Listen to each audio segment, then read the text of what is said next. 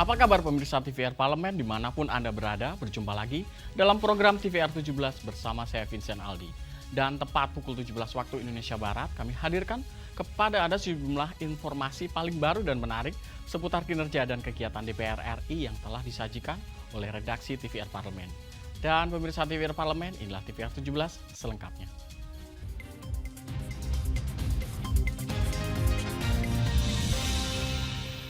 Kita awali TVR 17 sore ini dalam berita Komisi 6 DPR RI yang meminta Kementerian Perdagangan dapat mengendalikan harga kebutuhan pokok dan pangan yang kerap mengalami kenaikan menjelang Natal dan Tahun Baru. Komisi 6 DPR RI meminta pemerintah mampu mengendalikan harga kebutuhan pokok jelang musim libur Natal dan Tahun Baru 2024. Anggota Komisi 6 DPR RI Andre Rosiade meminta Kementerian Perdagangan dapat mengendalikan harga kebutuhan pokok dan pangan yang kerap mengalami kenaikan saat Hari Raya Keagamaan dan Tahun Baru.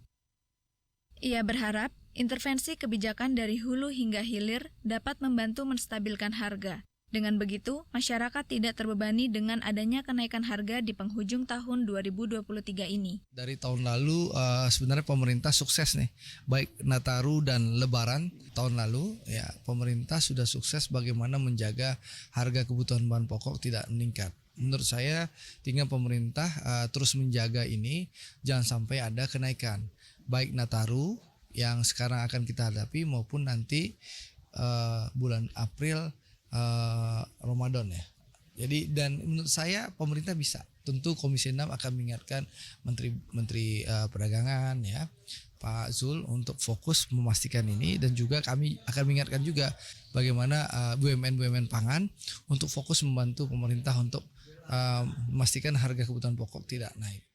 Memasuki pekan pertama Desember 2023, sejumlah kebutuhan pokok mengalami kenaikan harga, antara lain beras, bawang putih, cabai merah, telur, dan daging ayam. Komisi 6 mendesak Kementerian Perdagangan melakukan berbagai upaya untuk menekan kenaikan harga kebutuhan pokok, salah satunya dengan menggelar operasi pasar. Oki dan Helmi, TVR Parlemen, melaporkan. Informasi selanjutnya pemirsa, Persekutuan Doa Oikumene Parlemen menggelar perayaan Natal bersama MPR, DPR, dan DPD di Gedung Pustaka Loka Nusantara 4. Perayaan Natal bersama ini diharapkan dapat menghadirkan sukacita serta kedamaian di hati untuk bangsa Indonesia khususnya menjelang pemilu tahun depan. Persekutuan Doa Oikumene atau PDO Parlemen menggelar perayaan Natal bersama MPR, DPR, dan DPD RI di Gedung Pustaka Loka Nusantara 4 Senayan, Jakarta. Perayaan ini bertujuan untuk mempererat tali kasih dan persaudaraan dalam PDO Parlemen serta seluruh umat Kristiani di dalamnya. Marinus Gea menyampaikan, perayaan Natal bersama ini bisa menghadirkan sukacita kedamaian di hati untuk bangsa Indonesia, khususnya menjelang pemilu tahun depan. Menurutnya, melalui perayaan Natal ini, umat Kristiani di PDO Parlemen ingin mewartakan makna Natal yang dapat diwujudkan melalui tindakan dan perilaku, sehingga mewujudkan proses pesta demokrasi dengan damai dan penuh rasa persaudaraan. Damai Natal itu, kemuliaan Allah itu tidak hanya dalam satu kelompok, tapi hadir untuk semua. Ya, dalam kerukunan beragama kita yang sudah kita hadirkan di Indonesia harus tetap kita jaga dan kita lestarikan sehingga itu menjadi kultur yang mewujudkan Bhinneka Tunggal Ika. Terlebih-lebih karena ini memasuki dunia politik yang ya sudah mulai sangat panas sekali dan kita sedikit harus lebih menurunkan tensinya. Lebih lanjut, Marinus menambahkan, perayaan Natal tahun 2023 juga diikuti adanya perayaan Natal bagi anak-anak. Menurutnya, PDO Parlemen memberi ruang bagi generasi muda sebagai tunas bangsa yang akan meneruskan cita-cita, nilai Pancasila, dan Bhinneka Tunggal Ika. Aditya dan Edo, TVR Parlemen, melaporkan. Berita selanjutnya, pimpinan DPR RI memastikan akan terus membahas revisi Undang-Undang Desa sebagai bentuk komitmen DPR dalam menjalankan fungsi legislasi, serta melibatkan organisasi desa berperan aktif menyampaikan aspirasi terkait perumusan RUU Desa. Pimpinan DPR RI memastikan pihaknya akan terus membahas revisi Undang-Undang Desa sebagai komitmen DPR dalam menjalankan fungsi legislasi. Hal tersebut disampaikan Wakil Ketua DPR RI, Sufmi Dasko Ahmad usai menerima audiensi dari perwakilan Asosiasi Pemerintah Desa Seluruh Indonesia atau APDESI yang melakukan aksi unjuk rasa di Gedung DPR Senayan, Jakarta. Dasko mengatakan, pembahasan akan dilakukan antara alat kelengkapan Dewan atau AKD yang ditunjuk DPR untuk membahas RUU Desa dengan perwakilan pemerintah. Selain itu, ia meminta organisasi desa untuk ikut berperan menyampaikan aspirasinya dalam perumusan RUU Desa dengan membentuk kelompok kerja atau Pokja bersama DPR RI.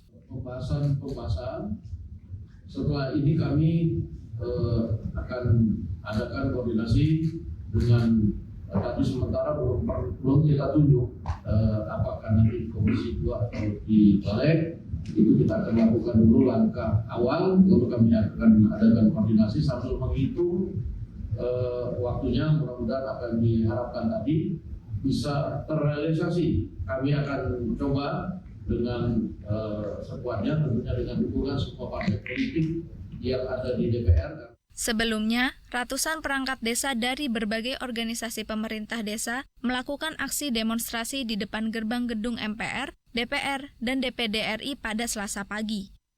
Para demonstran meminta agar DPR RI segera mengesahkan RUU Desa untuk dibawa ke rapat paripurna DPR RI. Zikri dan Denus, TVR Parlemen, melaporkan. Masa kampanye pemilu 2024 dimulai pada 28 November 2023 hingga 10 Februari 2024 yang akan dilanjutkan dengan masa tenang yaitu dari 11 hingga 13 Februari 2024. Selama 75 hari, pemirsa, para calon anggota legislatif DPR RI, DPD RI, maupun DPRD RI, maupun pasangan calon presiden wakil presiden menyampaikan visi dan misi. Dan informasinya akan kami hadirkan sesaat lagi. Untuk itu tetaplah di TVR 17.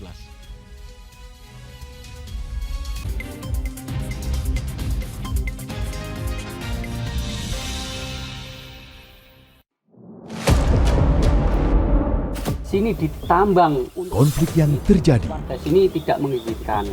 masalah yang tersisihkan menjadi kesenjangan sosial. Ya namanya rakyat kecil gak bisa apa-apa, mau komplain juga gak didengar. Sebab apa? Itu menyangkut isi perut kami semua. Bagaimana memutus keterbatasan untuk didengar?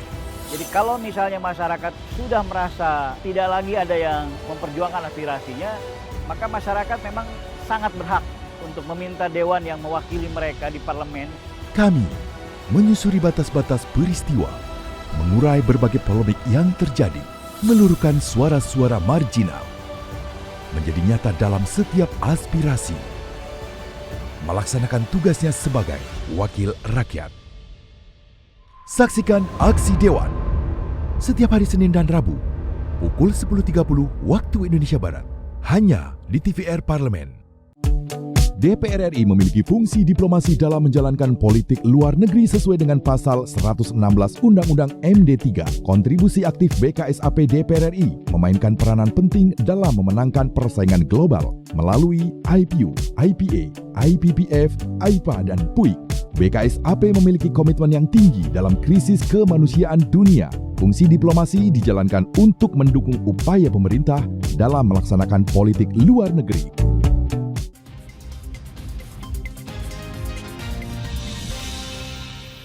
Di TVR 17, penyelenggaraan pemilu khususnya Bawaslu wajib menjaga netralitas dan integritas, terutama dalam menertibkan pemasangan alat peraga kampanye sesuai aturan hukum yang berlaku. Netralitas ASN dalam pemilu jangan menjadi isu yang menimbulkan ketegangan dan kesalahpahaman yang dapat menghilangkan nuansa kegembiraan pesta demokrasi.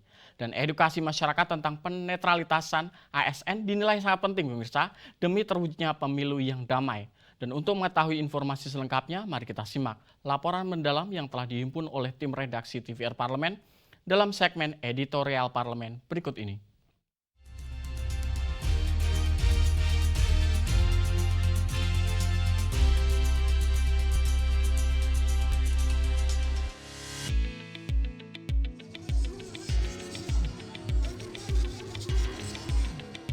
Mulai 28 November 2023 hingga 10 Februari 2024 menjadi masa kampanye pemilu 2024. Setelah masa kampanye, tahapan pemilu memasuki masa tenang selama 3 hari, yaitu 11 hingga 13 Februari 2024. Selama 75 hari, para calon anggota legislatif DPR RI, DPRD seluruh Indonesia dari 24 partai politik, calon anggota DPD RI, serta pasangan calon presiden, wakil presiden dibolehkan menyampaikan visi misi, program, maupun citra diri dengan berbagai metode, misalnya pertemuan atau mengumpulkan massa, memasang alat peraga, ataupun melalui media massa dan media sosial. Dengan dimulainya masa kampanye, penyelenggara pemilu, khususnya Bawaslu, harus mampu menjaga netralitas dan integritas dalam menertibkan pemasangan alat peraga kampanye atau APK sesuai aturan hukum yang berlaku. Panwaslu di tingkat kecamatan harus diberi pemahaman agar tidak tebang pilih. Publikasi melalui media massa dan media sosial juga jangan dihambat, selama memperhatikan ketentuan yang ditetapkan dan bukan penyebaran berita bohong atau hoax, ujaran kebencian, serta kampanye hitam atau black campaign. Sinergi dengan aparat penegak hukum dalam penertiban dan pengamanan selama masa kampanye juga harus terjalin baik. Mereka mencabut misalnya spanduk di depan di pekarangan rumah penduduk. Itu tidak boleh. Ya, kalau dihubungkan dengan pasal 551, ya mereka secara hukum sudah melanggar ya aturan memasuki pekarangan tanpa izin. Nah, ini mesti dipahami sama Bawaslu. Saya sudah sampaikan dalam beberapa pertemuan. Netralitas ASN maupun penjabat kepala daerah selama masa kampanye juga mutlak. Jika penjabat kepala daerah tidak netral, bukan tidak mungkin terjadi penyalahgunaan kekuasaan dan praktek kecurangan yang ujungnya berdampak pada perhitungan suara. Kepala daerah juga wajib mengingatkan ASN di lingkungannya secara terus-menerus agar tidak terlibat politik praktis maupun tindak pidana pemilu. Meski begitu, netralitas ASN dalam pemilu jangan menjadi isu yang menimbulkan ketegangan dan kesalahpahaman, karena bisa menghilangkan nuansa kegembiraan pesta demokrasi. Yang perlu dilakukan adalah mengedukasi masyarakat tentang netralitas ASN dan mau melaporkan setiap pelanggaran netralitas ASN. Netralitas di satu sisi penting, ya. Tapi di sisi lain jangan sampai isu netralitas itu menjadi sebuah ketegangan, ya, yang menjadikan pemilih itu tidak nyaman gitu loh. Disiplin di satu sisi, jangan sampai mengorbankan pemilu yang bersukaria, gitu loh. Jadi harus pandai memilahnya. Ya. ASN itu sendiri tidak kehilangan hak pilihnya. Secara undang-undang dia berhak untuk memberikan pilihan. Nah, yang tidak boleh kan ikut kampanye, ya, menjadi pengurus atau anggota tim sukses. Usai masa kampanye pada 14 Februari 2024 menjadi hari pemungutan suara serentak di seluruh Indonesia. Partisipasi masyarakat menggunakan hak pilihnya turut menentukan kesuksesan pemilu 2024, termasuk pemilih muda yang akan berusia 17 tahun sebelum hari pemungutan suara. Dengan tidak diperbolehkan lagi penggunaan surat keterangan atau suket, pemilih muda maupun masyarakat yang belum melakukan perekaman data KTP elektronik harus difasilitasi secara cepat oleh Pemda. Pemilih pemula yang tadi di beberapa SMA mereka harus kita lakukan perekaman jemput bola, ya, datang ke sekolah-sekolah. Nah, tadi kita dorong supaya memang terus berkoordinasi dengan KPU untuk bisa memetakan sekolah-sekolah atau daerah-daerah mana yang pemilih pemulanya masih perlu kita catat segera. Terlibat lebih aktif lagi, lebih proaktif lagi untuk bisa bersama-sama bersinergi untuk memaksimalkan terkait dengan DPT tambahan, terutama bagi mereka yang akan berusia 17 menjelang pemilu 2024.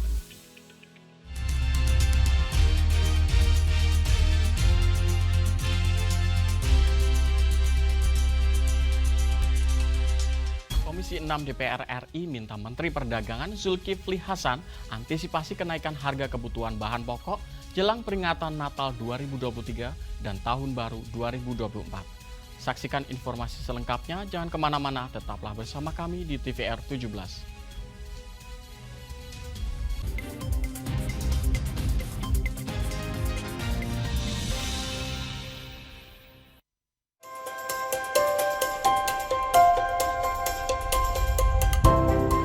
Pertama dalam sejarah Indonesia, tahun 2024 kita mengadakan pemilu serentak, legislatif dan eksekutif baik di tingkat pusat maupun daerah. Catat waktunya, Rabu 14 Februari 2024. Untuk pemilihan legislatif, Anda akan memilih anggota DPD, anggota DPR, anggota DPRD Provinsi, dan anggota DPRD Kabupaten atau Kota. Selain pemilu legislatif, Anda juga akan memilih presiden dan wakil presiden loh pemirsa. Di bulan November, tepatnya Rabu 27 November 2024, juga akan diadakan pemilihan kepala daerah atau pilkada serentak. Dalam pilkada nanti, Anda akan memilih gubernur dan wakil gubernur, bupati dan wakil bupati, serta wali kota dan wakil wali kota. Nah, pemirsa sudah tahu kan waktunya? Kini saatnya Anda untuk mempersiapkan diri. Kenali calon-calon wakil rakyat dan pemimpin Anda dengan baik.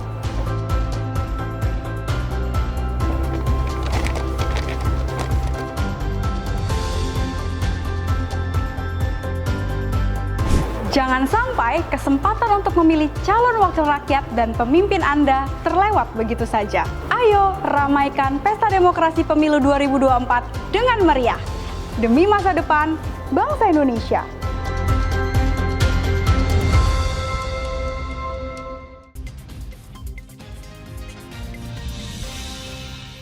Kembali di TVR 17, pemirsa, Komisi 6 DPR RI ingatkan Menteri Perdagangan Zulkifli Hasan terkait kenaikan harga bahan pokok yang biasa terjadi pada momentum Natal 2023 dan Tahun Baru 2024. Anggota Komisi 6 DPR RI, Muslim, mendorong adanya sinergi Badan Pangan Nasional dengan Kementerian Perdagangan guna lakukan antisipasi kenaikan harga bahan pokok di pasaran. Selain itu, pemirsa, pemerintah diminta berkolaborasi dengan penegak hukum dalam menindak tegas oknum yang mencoba memainkan harga menjelang hari-hari besar. Dan berikut liputan rekan kami Nazia Zudirja. Baik pemirsa TVR Parlemen dimanapun Anda berada, seperti yang diketahui bahwa masyarakat Indonesia sebentar lagi akan menghadapi momen Natal dan Tahun Baru. Dan pada tahun-tahun sebelumnya ini biasanya harga bahan pokok mengalami kenaikan yang cukup signifikan pemirsa. Oleh karena itu untuk mengetahui ini seperti apa DPR RI dan juga pemerintah menjaga stabilitas bahan pokok menjelang Nataru, saya akan berbincang dengan salah satu anggota dari Komisi 6 DPR RI, yakni Muslim dari fraksi Partai Demokrat. Baik Pak, terkait dengan menjelang Nataru nih Pak, kan biasanya tahun-tahun sebelumnya ini kan harga pokok kan naik nih Pak. Nah dari DPR RI sendiri koordinasinya dengan Kementerian Perdagangan RI ini untuk menjaga stabilitas harga bahan pokok ini seperti apa sejauh ini Pak? Oke, terima kasih. Kebetulan kan hari ini kami rapat kerja dengan Kementerian Perdagangan. Salah satu yang menjadi concern kita adalah berkaitan dengan kenaikan harga kebutuhan pokok ya. Ini sebenarnya tradisi ini kan bukan hari ini aja, udah tahun menahun. Makanya kita berharap kepada pihak Kementerian Perdagangan ini harus ada solusi. Ketika kenaikan harga minyak goreng luar biasa, Pak Zulhas ini baru menjadi Pak Menteri Perdagangan, saya pikir itu ada langkah yang konkret berkaitan adalah minyak kita. Yang saya sampaikan tadi, artinya akhirnya langsung stabil. Apakah minyak kita ini salah satu komoditi yang kita harapkan, biarpun banyak komoditi yang lain ya. Makanya saya sampaikan juga, ini bukan hanya sesaat aja yang harus dipikirkan, bahwa kehadiran seperti minyak kita yang dibebankan kepada seluruh pengusaha-pengusaha yang bergerak di CPO ini, saya pikir ini untuk jangka panjang juga, bukan hanya jangka pendek. Jadi sehingga harga kebutuhan minyak pokok yang salah satu minyak goreng ini kita harapkan bisa terus stabil, baik itu menjelang Natal Tahun Baru ataukah menjelang Idul Fitri, Ramadan dan Idul Fitri ya. Yang kedua tentu kita berharap hari ini kan bukan hanya persoalan minyak goreng, gula, bahkan sebagian udah langka. kemudian kenaikan harga cabai, apalagi kedelai.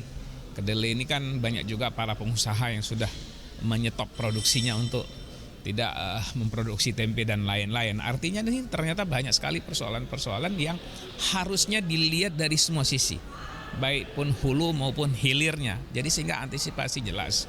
Tentu kita berharapan pemerintah harus punya sikap yang tegas dan kan bahkan menindak tegas siapapun ada oknum-oknum bermain di saat-saat masyarakat lagi membutuhkan. Apalagi kita tahu betul tradisi ini kan bukan hanya sekarang, saya sampaikan tadi, ini sudah bergulir berpuluh-puluh tahun. Harusnya ini kan tidak ada lagi yang coba-coba bermain, karena ini menyangkut hajat dan hak hidup masyarakat untuk mendapatkan kebutuhan pokok yang tentunya yang terjangkau ya. Apalagi jangan sampai ada alasan pemerintah sedikit-sedikit impor, ya kan? Apalagi ketika sesuatu diimpor di saat produksi dalam negeri melimpah, sehingga akhirnya tetap masyarakat yang jadi korban. Artinya jangan ada lagi lah siapapun pihak-pihak yang coba-coba mengambil keuntungan di saat rakyat menderita, di saat rakyat membutuhkan. Tentu di sini harus ada political will, goodwill dari pemerintah. Kalau ini tidak ada, saya yakin nggak akan pernah terjadi. Dia akan terus berulang kembali sampai kapanpun. Ini yang kita dorong supaya pemerintah ini harus betul-betul serius, termasuk sisi lain seperti Badan Pangan misalnya. Ini bagaimana membangun sinergi antara semua pihak-pihak terkait untuk mengantisipasi kelangkaan, kenaikan harga kebutuhan pokok, apalagi di saat-saat menjelang hari-hari besar. Saya pikir itu. Nah, ini kan kemudian seperti yang Bapak sampaikan, menjelang hari besar seperti Nataru ataupun Hari Raya Idul Fitri ini kan banyak oknum-oknum yang memainkan harga di pasaran sehingga harga naik nih kan Pak. Nah, dari Komisi 6 sendiri ini seperti apa langkah yang akan diambil ataukah akan ada sanksi yang akan diberlakukan kepada para oknum ini nih Pak? Saya pikir kan aturan undang-undang kita kan jelas. Kalau kita anggap pidana ya proses hukum. Ya kan artinya kalau kita sudah berani melakukan itu, saya yakin siapapun nggak akan berani bermain. Dan kita harap pemerintah pun jangan bermain di situ, ya kan? Nah, misalnya kasus impor bawang putih, sapi dan lain-lain, kita harus berpikir bagaimana juga melindungi para industri dalam negeri, ya kan? Yang kedua, tentu kita harap pelaku-pelaku UMKM misalnya kan, ini juga harus kita lindungi. Apalagi hari ini membanjirkan produk-produk dari China, dari Thailand dan lain-lain. Kalau ini kita biarkan terus, ya habislah ini semua. Untung kemarin TikTok Shop sudah di stop, dilarang oleh pemerintah. Coba bayangkan, yang namanya pusat grosir terbesar di Asia itu Tanah Abang pun sepi, senyap. Pasar-pasar tradisional, saya pergi ke Bali beberapa tempat sepi, nggak ada pembeli. Terima kasih Pak atas waktunya. Thank you. Baik pemirsa, itu tadi wawancara saya dengan Bapak Muslim dari fraksi Demokrat terkait dengan upaya pemerintah dan juga DPR RI dalam menjaga stabilitas harga bahan pokok menjelang Nataru. Tadi disampaikan bahwa memang pemerintah didesak ataupun diminta oleh Komisi 6 ini untuk melakukan upaya dalam mengantisipasi kenaikan dari harga bahan pokok menjelang Nataru. Dan tadi juga disampaikan bahwa menjaga stabilitas harga bahan pokok ini dilakukan tidak hanya dalam waktu hari-hari besar seperti Hari Raya dan juga Nataru ini, diharapkan pemerintah selalu dapat menjaga stabilitas harga pangan di setiap tahunnya. Dan tadi juga disampaikan bahwa Komisi 6 ini mendorong agar pemerintah Indonesia ini tidak melakukan impor keluar di saat Indonesia memiliki stok bahan pangan yang cukup tinggi. Dan tadi juga disampaikan bahwa diharapkan pemerintah dapat meningkatkan ataupun memperdaya UMKM di Indonesia untuk dapat hidup lebih baik. Itu yang dapat saya laporkan pemirsa. Saya Nazia Sudirja, kembali ke studio. Selanjutnya pemirsa, apa saja yang menjadi topik perbincangan di media online pada hari ini? Usai jeda tetaplah di TVR 17.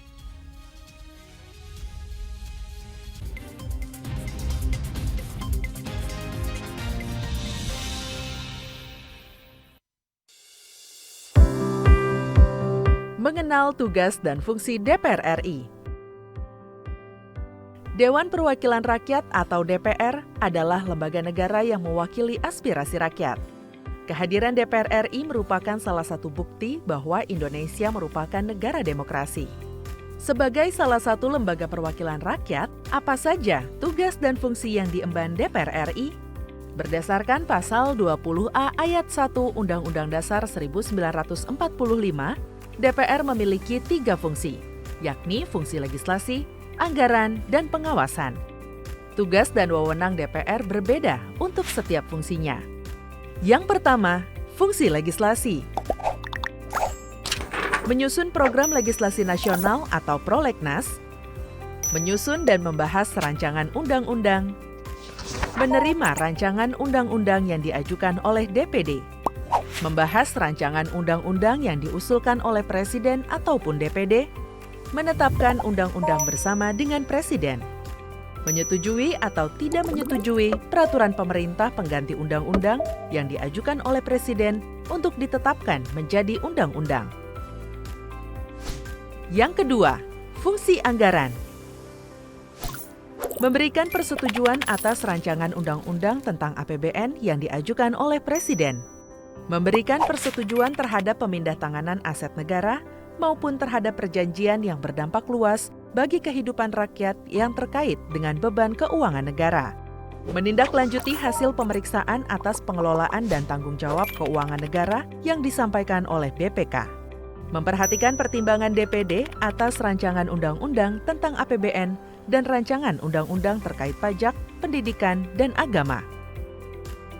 Yang ketiga, fungsi pengawasan. Fungsi pengawasan, DPR bertugas melakukan pengawasan terhadap pelaksanaan undang-undang APBN dan kebijakan pemerintah, serta membahas dan menindaklanjuti hasil pengawasan yang disampaikan oleh DPD. Demikian penjelasan tentang tugas dan fungsi DPR menurut Undang-Undang. Informasi ini dipersembahkan oleh TV dan Radio Parlemen, Biro Pemberitaan Parlemen, dan Sekretariat Jenderal DPR RI.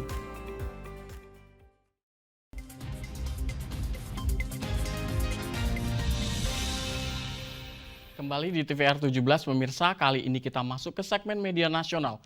Mari kita simak isu apa saja yang menjadi sorotan media serta tanggapan dari sejumlah anggota Dewan bersama rekan kami Anggun Oktarini.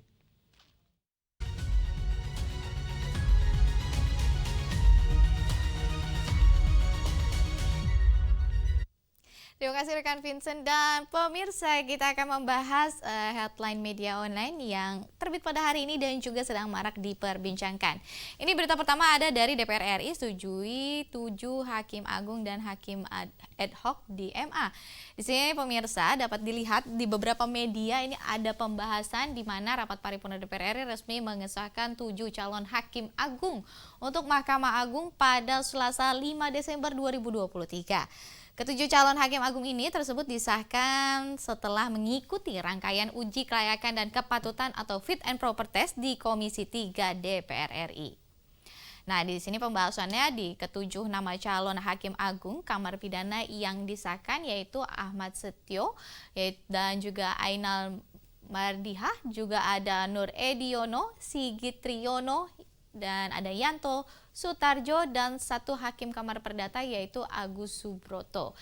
Berita selanjutnya kita akan membahas mengenai rancangan undang-undang daerah khusus Jakarta resmi jadi usulan inisiatif DPR RI. Ini marak pembahasan pada sore hari ini terkait di mana rapat paripurna DPR RI mengesahkan rancangan undang-undang daerah khusus Jakarta atau DKI menjadi usulan inisiatif DPR. Nah, pemirsa, terkait hal ini, Wakil Ketua DPR RI, Lodwig, juga menyebutkan bahwa 8 fraksi menyetujui rancangan undang-undang DKI untuk disahkan menjadi usulan inisiatif DPR dengan catatan sedangkan satu fraksi yaitu PKS menolak. Adapun beberapa catatan dari fraksi yang menolak ini adalah salah satunya yaitu di mana pembahasan rancangan undang-undang DKJ ini juga dinilai terlalu terburu-buru dan memiliki partisipasi publik yang rendah dalam pembahasannya tersebut.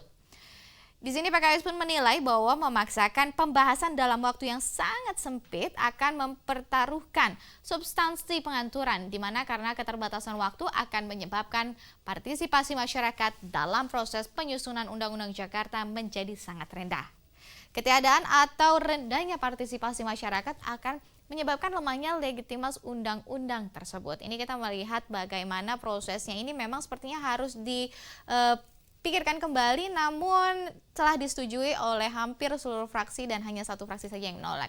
Nah pemirsa, itu tadi headline di media online pada hari ini, di mana DPR RI setujui 7 hakim agung dan juga hakim ad hoc di MA.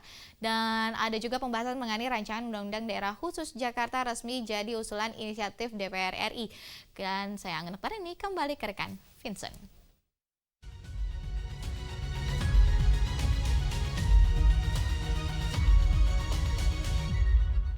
Terima kasih rekan Anggun Oktarini yang telah menyampaikan sejumlah update sorotan dari media online nasional pada hari ini.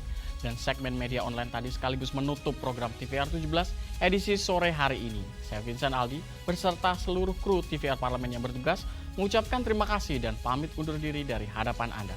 TVR Parlemen, referensi Indonesia.